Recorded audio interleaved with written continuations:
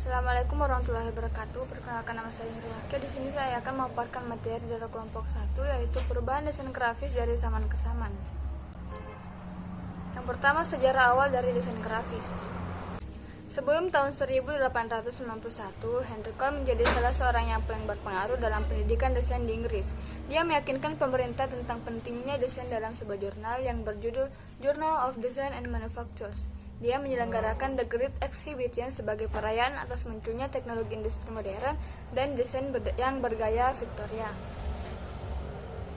Dari tahun 1891 sampai 1896, percetakan William Morris Kelmscott mempublikasikan buku karya desain grafis yang dibuat oleh Gerakan Arts and Crafts dan membuat buku dengan desain yang lebih bagus dan elegan untuk dijual kepada orang-orang kaya.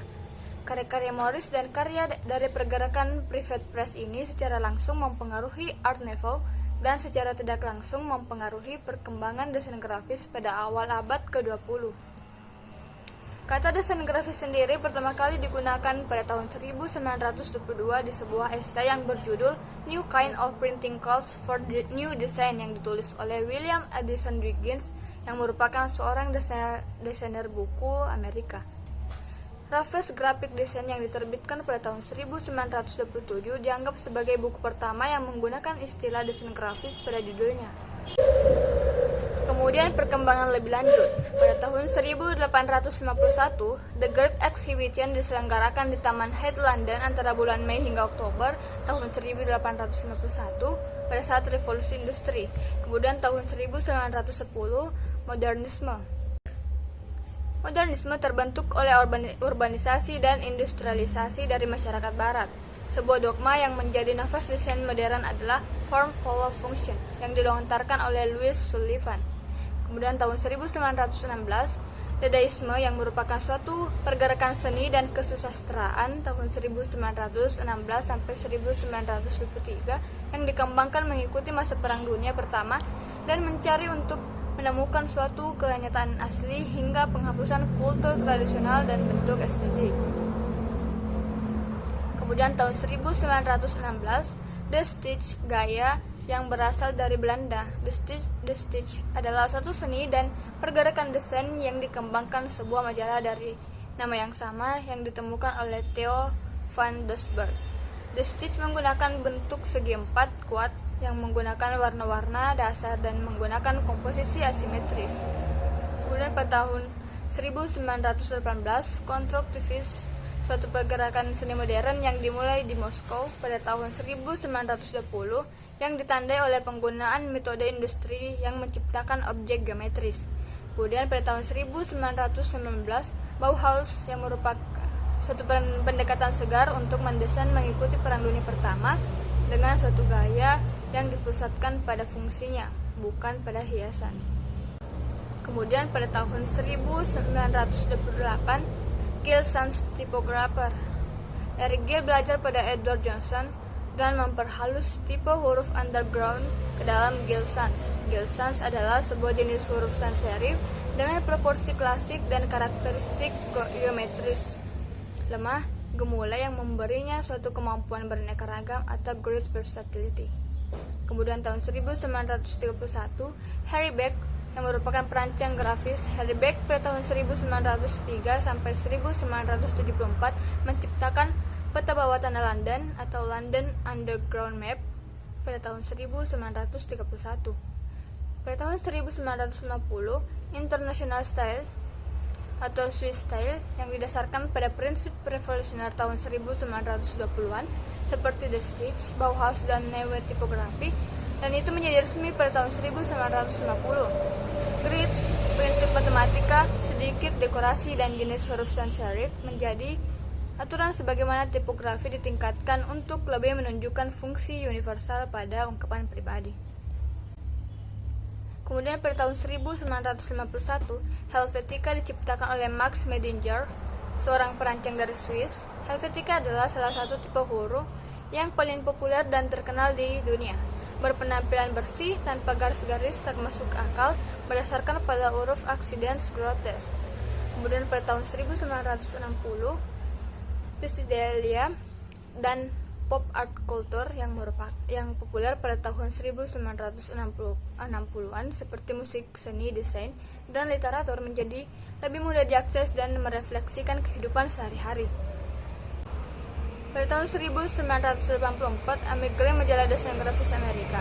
Emigre adalah publikasi pertama yang untuk menggunakan komputer Macintosh dan mempengaruhi perancang desain grafis untuk beralih ke desktop publishing atau DTP. Majalah ini juga bertindak sebagai suatu forum untuk eksperimen tipografi. Kemudian memasuki sejarah dan perkembangan desain grafis di Indonesia. Mesin cetak pertama kali didatangkan ke Indonesia tepatnya di Batavia pada tahun 1659, di mana industri percetakan di wilayah Nusantara ini berkembang sejalan dengan penerbitan surat kabar dan buku yang diperkirakan berkembang sejak abad ke-17, di mana mesin cetak pertama kali didatangkan ke Pulau Jawa pada tahun 1659. Kemudian iklan pertama di Hindia Belanda pada tanggal 17 Agustus 1744. Perintis tumbuhnya iklan di Hindia Belanda adalah Jan Pieterszoon Koen.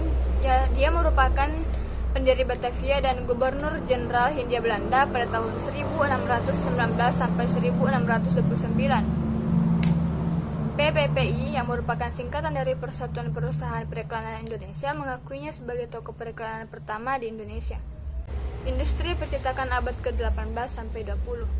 Surat kabar yang pertama kali dicetak adalah The Bataviaanse Novelas, terbit di Batavia pada tahun 1744. Kemudian The Locomotive terbit pada tahun 1852 di Semarang, dan Bataviaanse Nieuwsblad terbit di Batavia pada tahun 1885. Di abad ke-19, terbit beberapa surat kabar berbahasa Indonesia atau Melayu, di antaranya Surat Kabar Bahasa Melayu TM yang diterbitkan di Surabaya pada tahun 1861.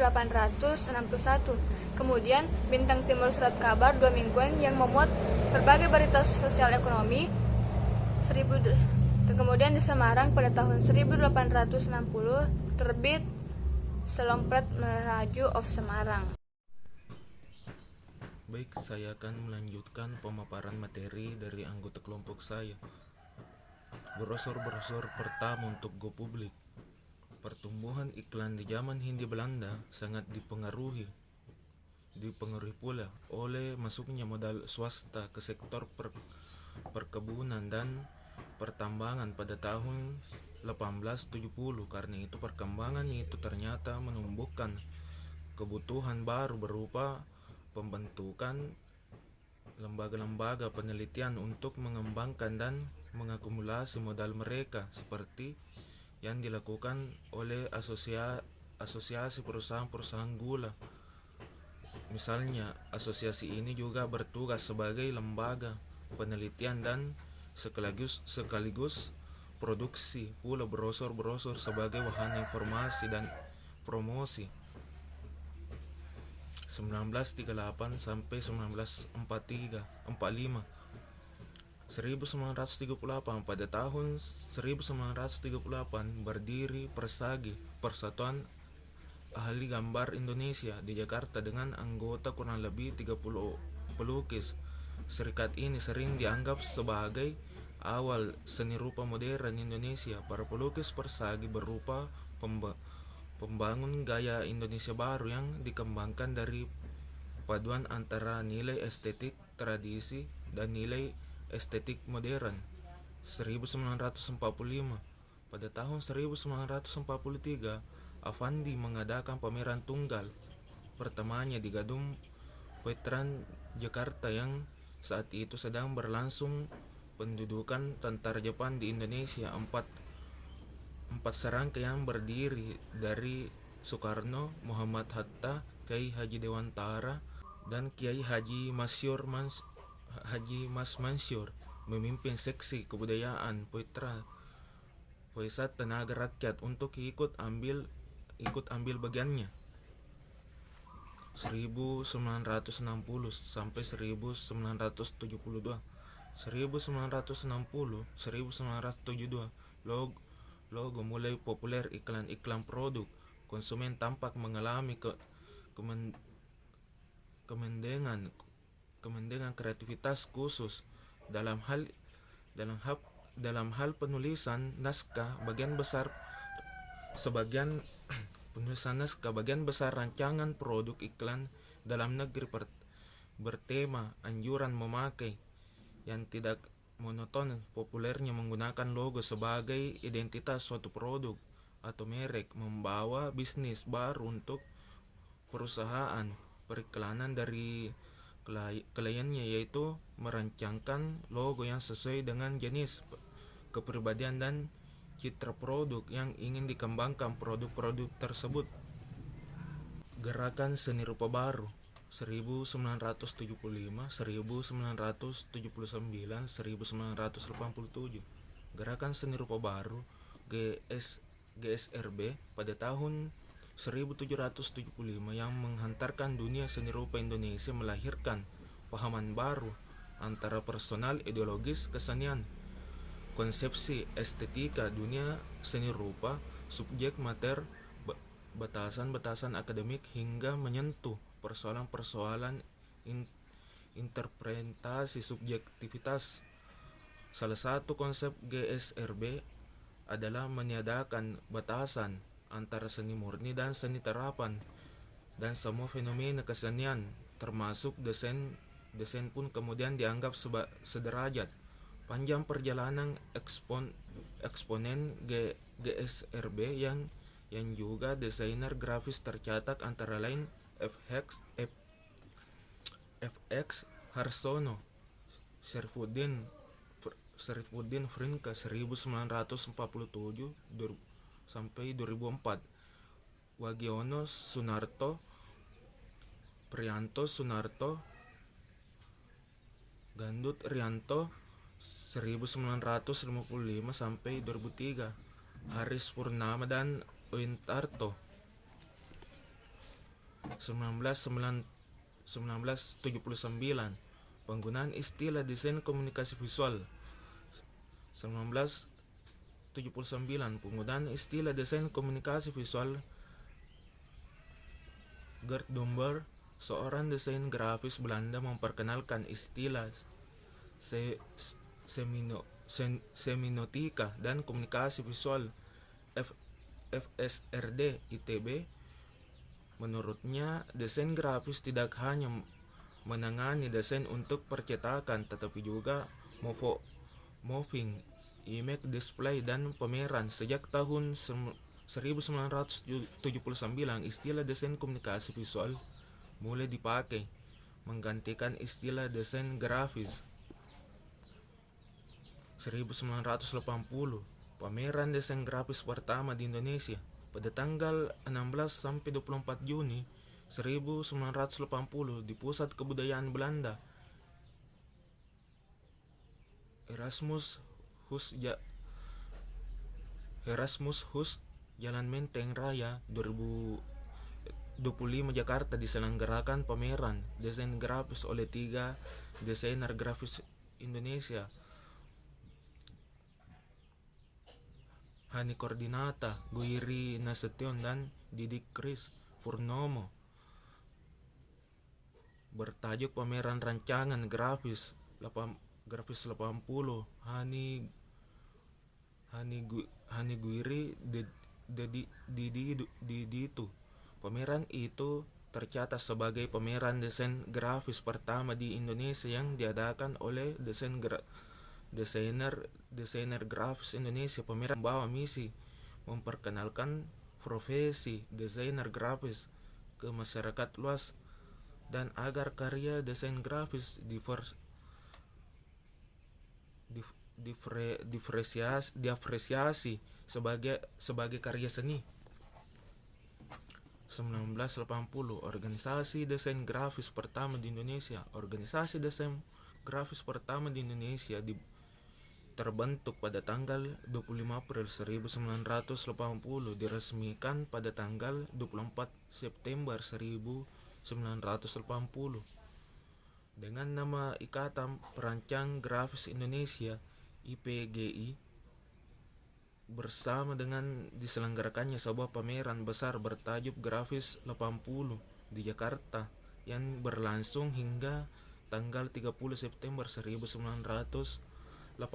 di Wisma Seni Mitra Budaya, Jalan Tanjung 34, Jakarta. 1980. Periode awal 1980 mencatat perkembangan jumlah perusahaan desain grafis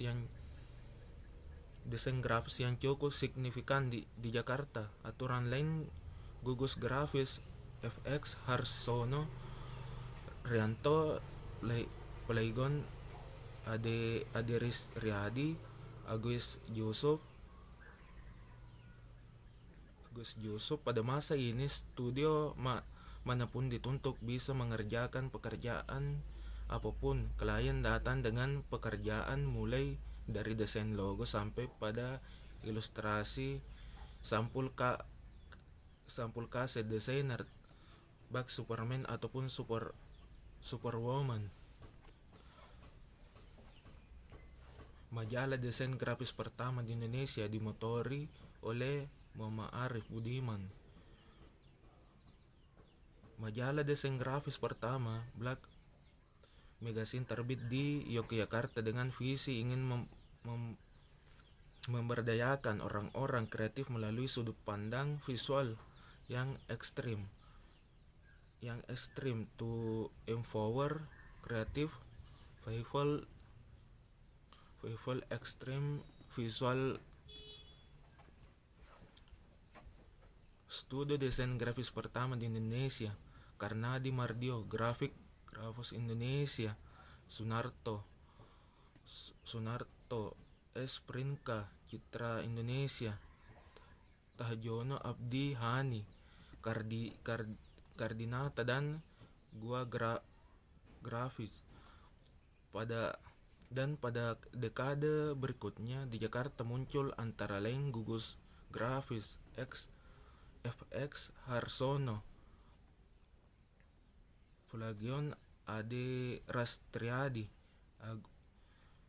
Agus Yusuf, Aditya Alembana, Iwan Ramelan, Dejo Gosali,